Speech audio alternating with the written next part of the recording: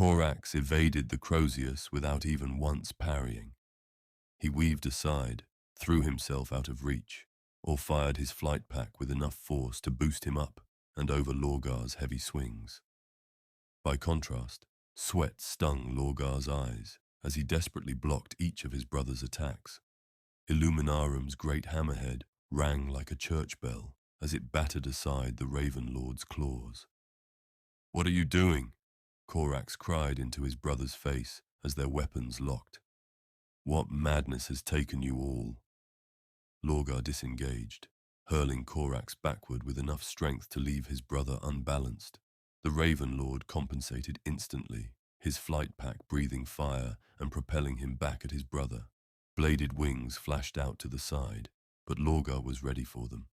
He ignored their scraping, cutting wounds as they knifed through his armor, and focused on hammering Corax's claws aside. In the second safety he bought for himself, Lorgar at last landed a true blow. Corax was sent sprawling again as the Crozius pounded into his breastplate. The power field around the Maul's head struck with enough force to send a shockwave blasting out from the warring brothers, throwing all nearby Astartes to the ground.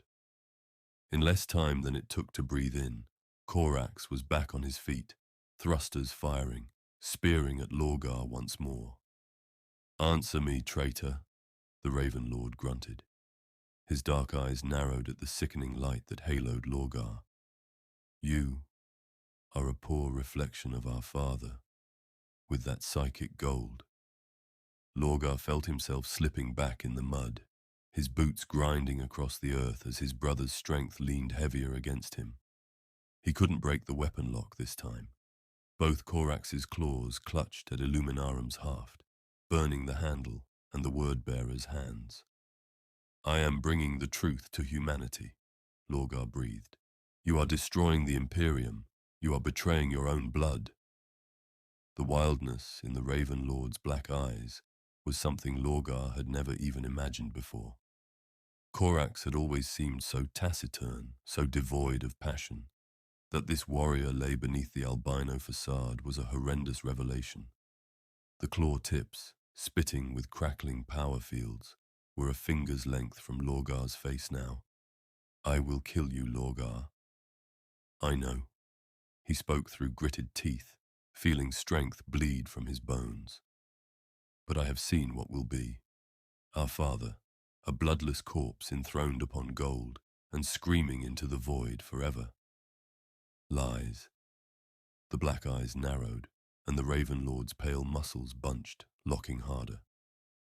"You are reducing a kingdom to chaos, overthrowing the perfect order." Lorgar's grey eyes danced with light despite the strain on his body. "The opposite of chaos is not order, brother. It is stasis. Lifeless, unchanging. Stasis." With a last grunt, Lorgar's strength gave. Quivering hands could no longer keep his brother's weapons back. "Here it is," Corax promised in a hiss, his saliva flecking Lorgar's eyes and cheeks. "Here is the death you so richly deserve." The claws reached his brother's face. Slowly, the metal burning hot, they sliced over Lorgar's golden skin, inch by inch, blackening the golden flesh, cutting into the meat of his cheeks. Even should he escape, he would bear these scars until the day he died. He knew this, and did not care. The psychic fire wreathing them both flared in response to Lorgar's pain. Corax closed his eyes to spare his sight, and instinct cost him his quick victory. Lorgar threw the Raven Lord back again. Illuminarum rose, ready to strike, before a burst of smoky fire launched the Raven Lord up from the soil to come down on Lorgar from above. The word-bearer smashed the first claw aside, striking the fist with enough force to shatter the gauntlet completely, but even as scythe-long claw blades spun off into the surrounding melee, the second claw struck home. Meter-long talons sank through Lorgar's stomach, the tips glinting to the side of his spine as they thrust from his back. Such a blow meant little to a Primarch.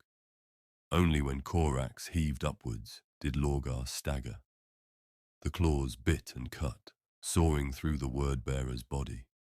Illuminarum slipped from the impaled Primarch's fists.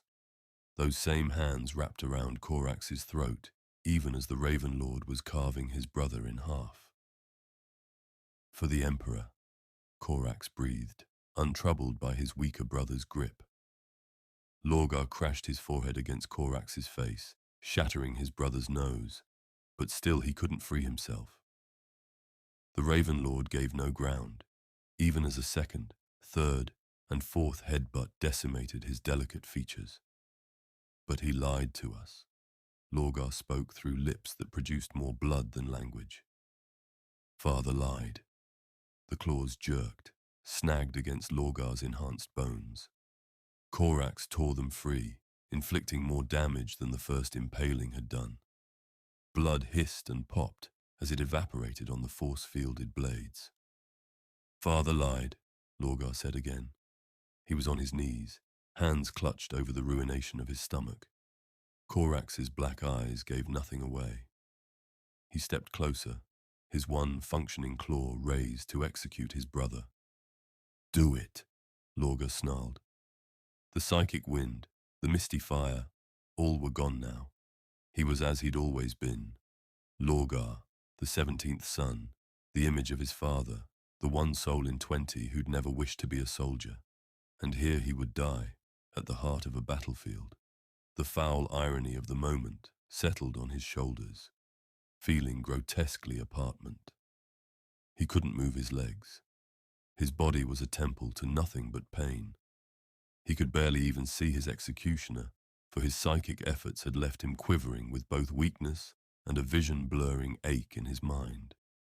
A faint outline met his gaze, the blurred image of scythe blades raised high. Do it! Lorgar screamed at his brother. The claw fell and struck opposing metal. Corax looked to meet eyes as black as his, in a face as pale as his own. His claws strained against a mirroring weapon, both sets of blades scraping as they ground against each other.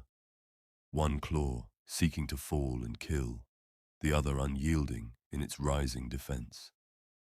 Where the Raven Guard Primarch's features were fierce with effort, the other face wore a grin. It was a smile both taut and mirthless, a dead man's smile once his lips surrendered to rigor mortis. Corax, said the other Primarch. Curse, Corax said the name as the curse it was. Look into my eyes, said the progenitor of the Night Lord's Legion, and see your death.